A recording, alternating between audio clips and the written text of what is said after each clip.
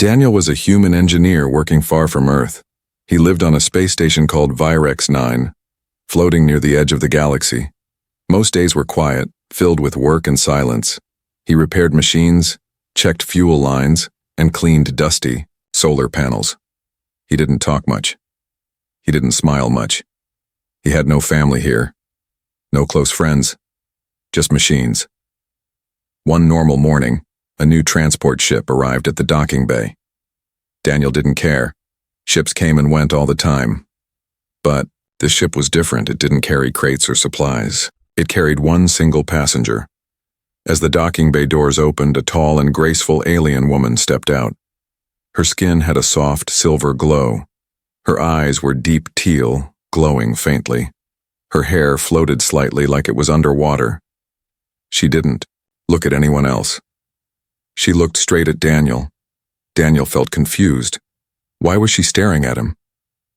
She walked up to him slowly. Everyone around stopped and stared. No one said a word. Then she spoke. "Do you recognize me, human?" she said, in perfect English. "I'm your childhood neighbor." Daniel's heart skipped a beat. He opened his mouth, but no words came out. He just stared. His brain tried to understand what he had just heard. How could this alien woman know him? How could she claim to be his childhood neighbor?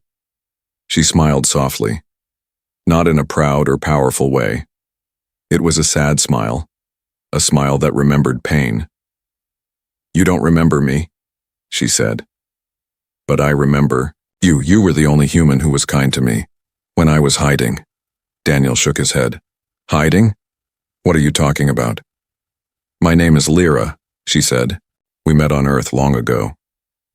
Daniel's mind rushed back to his childhood. Earth, a small village, endless fields, and a quiet girl. A girl who moved in next door for only 1 year. She had strange eyes. She never joined the other kids. She always looked up at the stars. He had called her Star Girl. He had forgotten all about her. Until now. His chest tightened. Could it really be her? "That girl," Daniel whispered. "You're saying that was you?" Lyra nodded. "Yes. I was sent to Earth as part of an observation mission. My people wanted to learn about humans. I was young. I was scared. I was alone. But you spoke to me. You shared your food. You sat with me when no one else did. You showed me kindness." Daniel felt dizzy. So many emotions hit him at once. Shock, confusion, a strange warmth. "But you left. One day you just disappeared," he said. "I had to," Lyra replied. "My mission ended. My people came for me. I wanted to say goodbye, but it was too dangerous." Daniel didn't know what to say.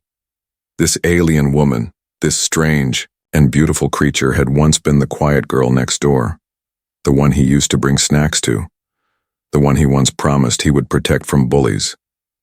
Now she was back, after all these years, and she remembered him. But why now? Daniel asked. "Why come back after so long?" Lyra looked around carefully. Then she leaned in closer. "Because I need your help," she said. "And because you're the only person in this part of the galaxy I trust." Daniel blinked. "Help? With what?" She looked serious now. "My people are in danger, and I may be too, but I'll tell you more when we're alone." Then she turned and walked away.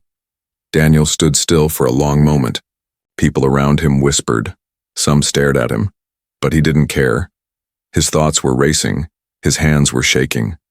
That girl from long ago, the strange one he had tried to protect, was not only real, but she had returned, and she had come for him. He didn't know what danger she was talking about.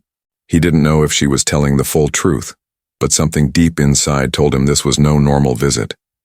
This was something much bigger, and it had just begun. Daniel couldn't sleep that night. He kept thinking about Lyra's face, her voice and her words. Every time he closed his eyes, he saw her standing there again, saying she was his childhood neighbor. It made no sense. And yet, it did.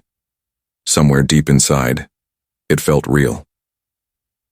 The next day, Lyra sent a message to him. Just 4 words. Meet me.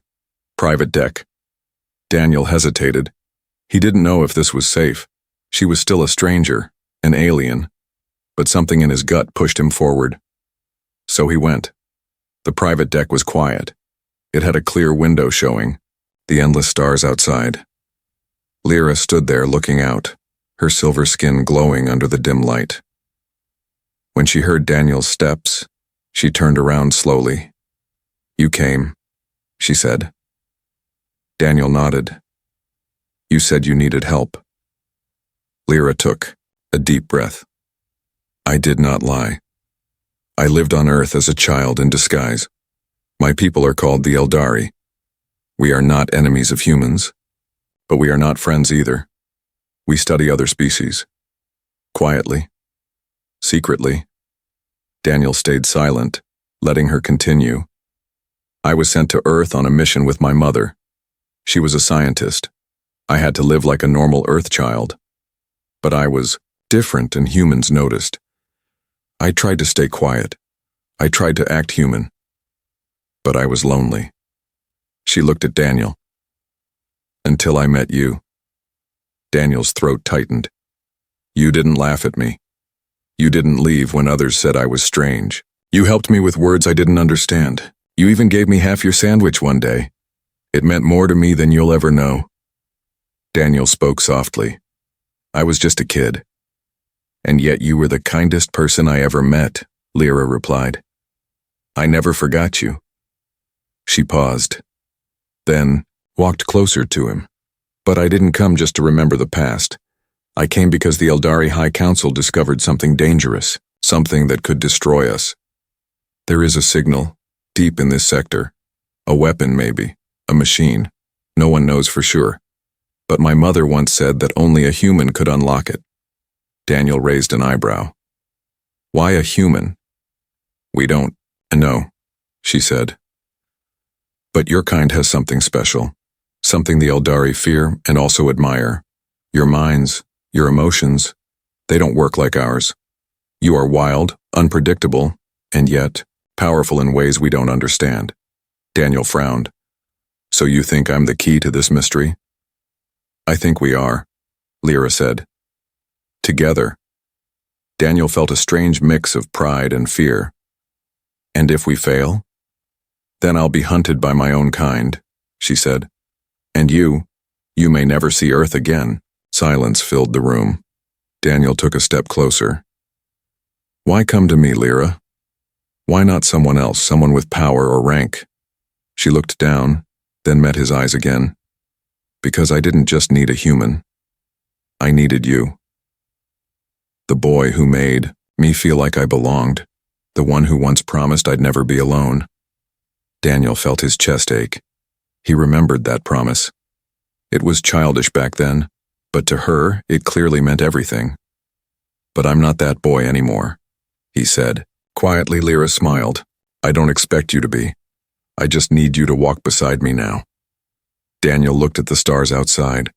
Everything in his life had been quiet, cold, and routine. Now, suddenly, this woman from his past, this alien, was offering him a path into something bigger, something dangerous, something personal. He took a deep breath. All right, he said. I'll help you. But I want the truth. No lies, no secrets. Lyra nodded. You'll have it. As they stood together, the stars, shining around them, a hidden camera watched from above. Someone else on the station had been listening.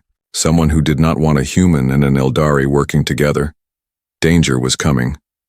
And this time Daniel's heart might be the most powerful weapon in the galaxy. Daniel tried to return to his work, but his hands kept shaking. The machines, the control panels, even the lights around him, everything felt distant now. Since Lyra had returned, his life was no longer normal.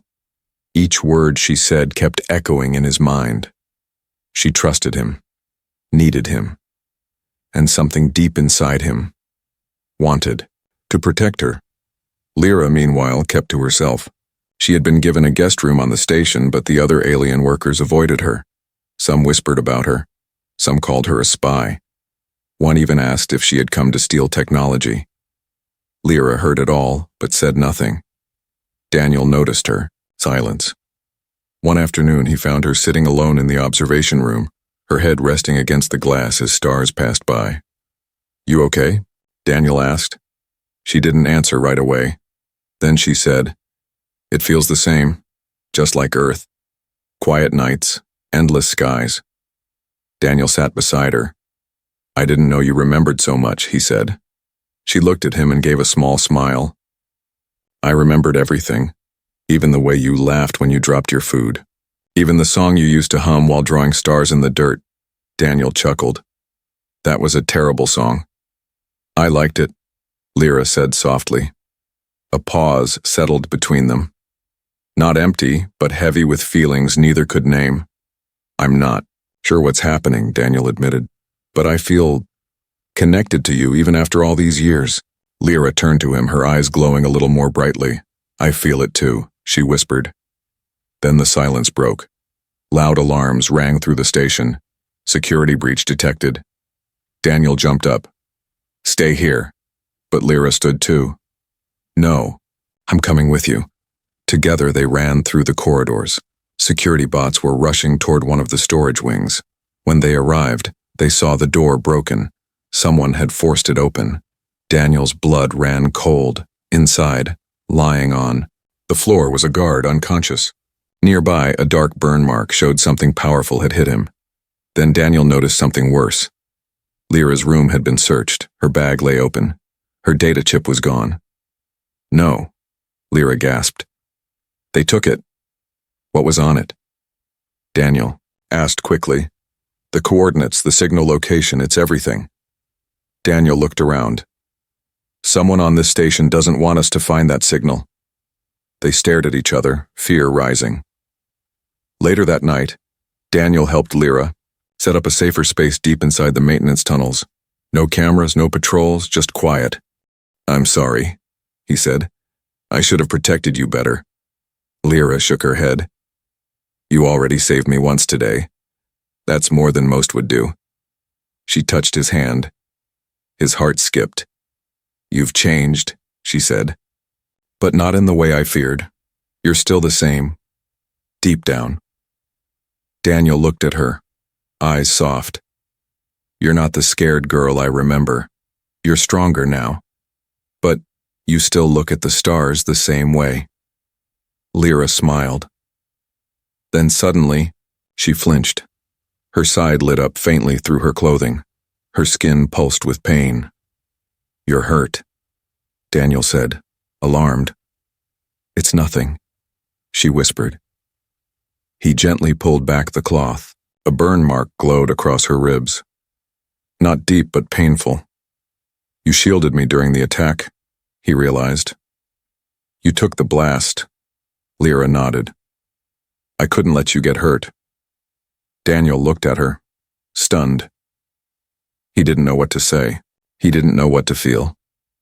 But in that moment, one truth became clear. This wasn't just about saving her people anymore. This wasn't just a mission. It was something more. It was about them.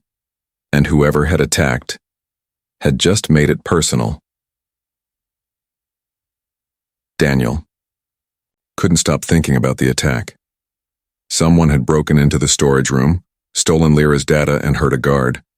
But how did they know where she kept her information? How did they know to strike so quickly? It meant one thing. Someone on the station was watching them closely. He returned to the old station archive room. It was dusty and half-forgotten, but it still held old records from the early days of Earth's deep space missions. Daniel searched through the files, typing her name, Lyra. Nothing showed up. Then he searched something different. He typed, Earth, unknown child guest. One file appeared. It was over 20 years old. A small record from a rural school. Back on Earth. A note about a strange girl with teal-colored eyes enrolled under the name Leah Rivers. She stayed for only 1 year. Then she vanished without notice. Daniel's hands shook. It was her. She had really been on Earth. It wasn't a trick. It wasn't a lie. Everything she had said was true. As he stared at the screen, his mind returned to childhood, running through fields, drawing stars in the dirt, laughing under the night sky with the strange girl who never quite fit in. The girl who always looked up instead of around. The girl he never forgot, even if he didn't realize it until now. Lyra. Back in the maintenance tunnel, Lyra was sitting quietly. Her breathing was calm, but her eyes were distant. When Daniel returned and sat beside her, she knew something had changed. "You found something," she said. "I found you," Daniel replied. He told her everything. The file, the school, the confirmation that she had really lived on Earth in a human disguise. Lyra smiled faintly. "That school was the only place I felt free. The rest of the time I had to hide. Wear contact lenses. Speak like a human. Act like one. It was hard. But I didn't mind. Because that was the year I met you." Daniel looked at her. "Why didn't you tell me everything before?" "Because the truth is dangerous," she said softly. "Not just for me, but for you too." Lyra's voice became quiet. "My people, the Eldari, don't allow bonds with other species. It's forbidden. They think emotions make us weak, especially emotions connected to humans. They believe your kind is chaotic, unstable. But I saw something different in you. You cared without reason. You helped without reward. I saw something in your heart that no Eldari ever showed me." Daniel asked. "So they punished you?" "They erased everything. My memories were locked away. I wasn't supposed to remember Earth. Or you. But something went wrong. I kept dreaming about a boy with messy hair and a kind voice. Every time I looked at the stars, I saw your face. I didn't know your name, but I remembered your heart." Daniel felt something rise in his chest. A mix of pain and something warm. Something he hadn't felt in years. "But when you returned," she continued, "I remembered everything." Suddenly, the room's emergency lights blinked red. Intruder alert. Unauthorized movement detected in lower engine hall. Lyra stood up fast. "That's near the backup data core," she said. "They're looking for the copy." Daniel cursed under his breath. "Let's go." They ran through dark halls, boots echoing against steel. As they reached the engine hall, they saw a shadowy figure at the main terminal. Hooded. Fast. Daniel rushed forward. "Stop!" The figure turned. For a second, its face was lit, part human, part cybernetic. A spy. It ran, but Lyra lifted her hand. Her skin glowed. A wave of blue energy pulsed forward, throwing the spy backward. He hit the wall. Hard. Daniel stared in shock. "What was that?" Lyra stepped back, trembling. "My true power. I'm not supposed to use it. But they left me no choice." The spy coughed, trying to rise. He looked at Lyra with fear. You're the key," he said. "They're right to fear you." Then he pressed a button on his arm. He vanished in a blink of light. Teleportation. They were too late. Daniel turned to Lyra. "He knows you're here, and now he knows I'm with you." Lyra's eyes glowed fiercely. "Then we have no time left. The Eldari Council is coming." Daniel clenched his fists. "Let them come. I'm not letting them take you." She looked at him. Truly looked at him, and for the first time in a long time she felt safe. But danger was now close, and the real storm hadn't even begun. They didn't sleep that night. Neither Daniel nor Lyra could close their eyes, not with the Eldari Council now aware of her presence. The spy's escape meant only one thing. They had sent someone ahead to prepare for her capture. Now that she had used her powers, the Eldari wouldn't show mercy. To them, she was a traitor. The next morning, a large ship appeared on the station's radar. It didn't respond to messages. It didn't ask for docking permission. It simply hovered in silence above the station, watching. Lyra recognized the shape instantly. Her voice dropped low. "That's a High Council warship." Daniel stared at the screen. "It's here for you." Lyra nodded. "And maybe for you too." A message suddenly appeared on every screen in the station. It was from the Eldari. The fugitive named Lyra of House Senrai is to be surrendered immediately. Failure to comply will result in action. This is your only warning. The station's command team panicked. Some wanted to give her up. Others whispered about hiding her. But everyone looked at Daniel. He stood in front of them and said only one thing. "She stays." The commander frowned. "You're risking all of us for one alien?" Daniel's eyes burned with anger. "She's not just an alien. She's the reason I believe we're more than machines and missions. She's the reason I still have a heart." That night, Lyra sat in silence, her face pale. "You didn't have to do that," she whispered. "You didn't have to stand for me." "Yes, I did," Daniel replied. "Because I remember the girl who believed in me before I ever believed in myself. I won't let her be taken." Tears welled in her glowing eyes. "If you stay by my side, you become their enemy too." Daniel shrugged. "Then let them come." Suddenly, a small emergency shuttle broke away from the Eldari warship. It docked at the outer airlock. One Eldari warrior stepped out, holding a shining staff. He walked into the main station hall calmly, his silver armor glowing under the lights. He introduced himself with a cold tone. "I am Varric of the High Council. I have come for the traitor." Lyra stood firm beside Daniel. Varric looked her over, eyes filled with judgment. "You left your path. You chose chaos.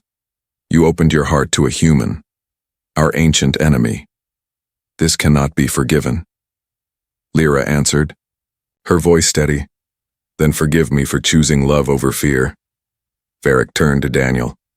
"Step aside, human." Daniel didn't move. "No," he said. "If you want her, you'll have to fight me." There was silence.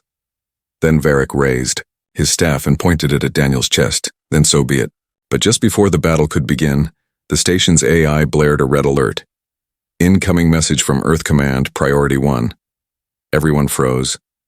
The screen changed. A human admiral appeared. Her voice was sharp.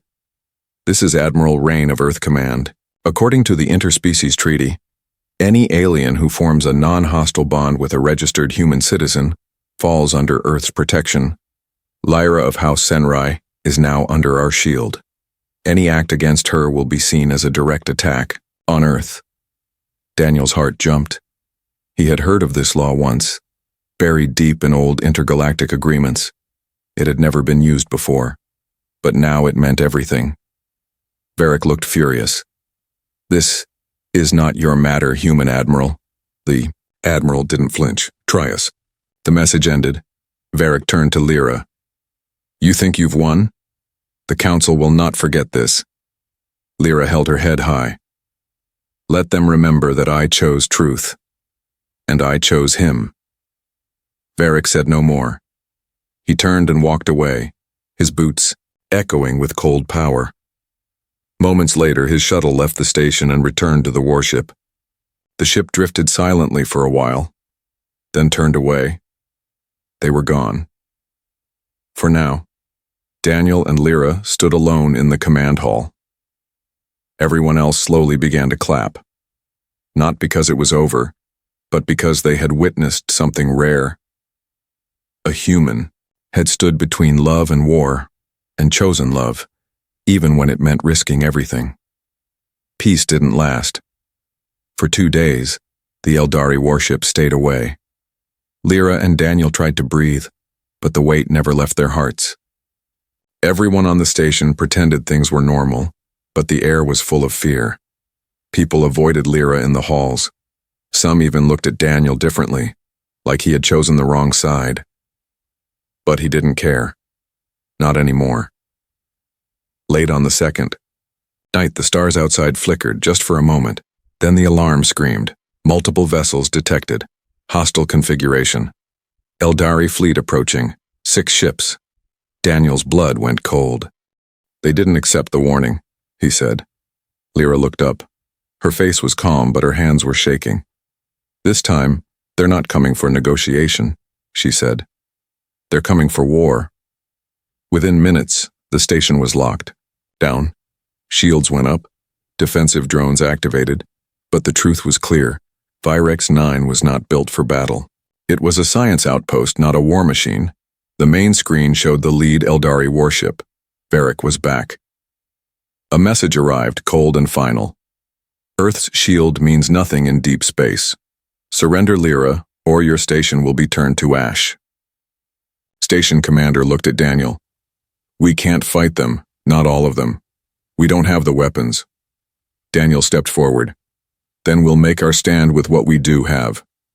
He turned to Lyra. It's your choice now. If you go with them, they may spare us.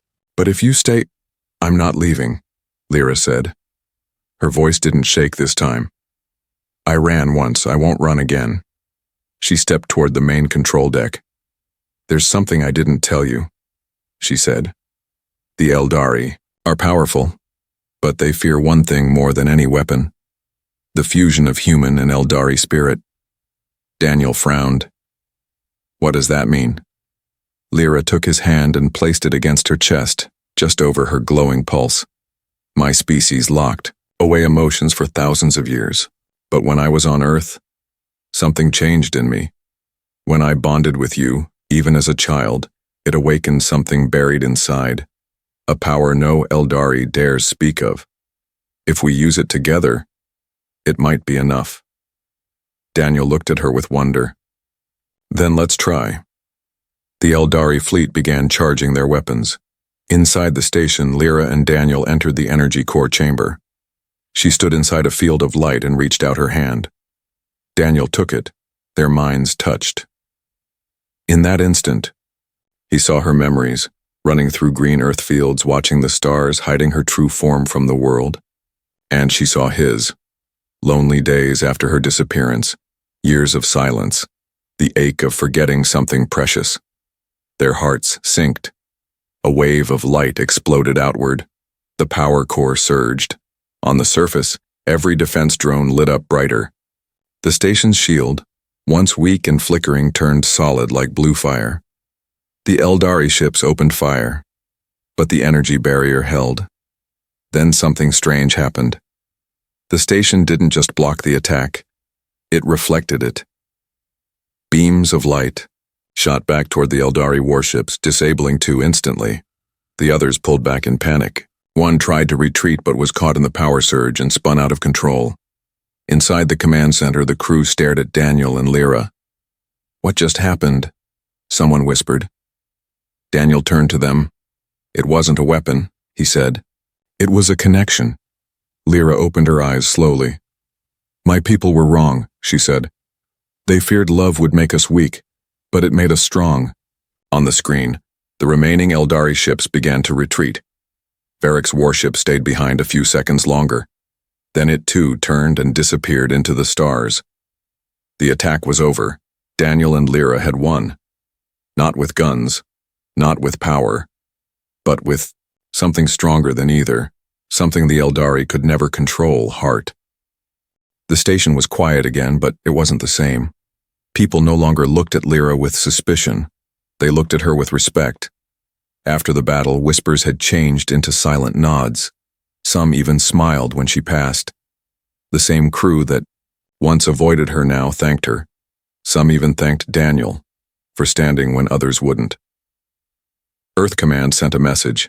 This time it wasn't a warning. It was a recognition. Lyra of House Senrai is now an honored guest under Earth's protection.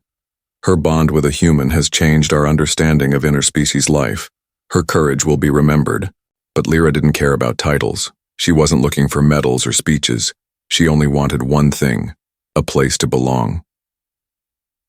One morning, as the stars shined brighter than usual, Daniel found her sitting on the edge of the outer ring.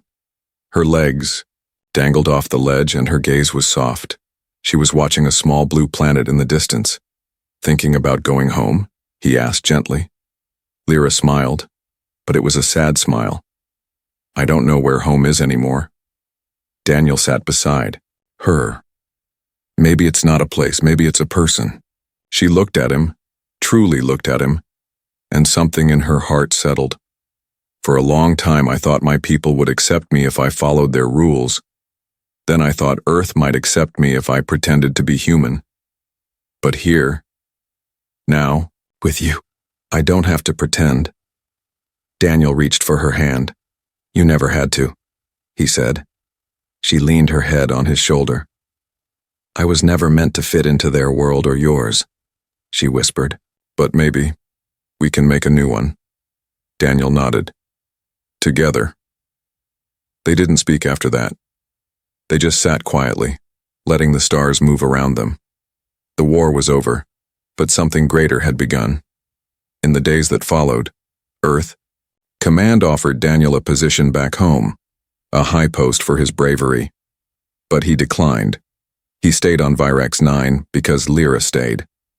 Together they began building a new section of the station, one dedicated to peaceful contact between species.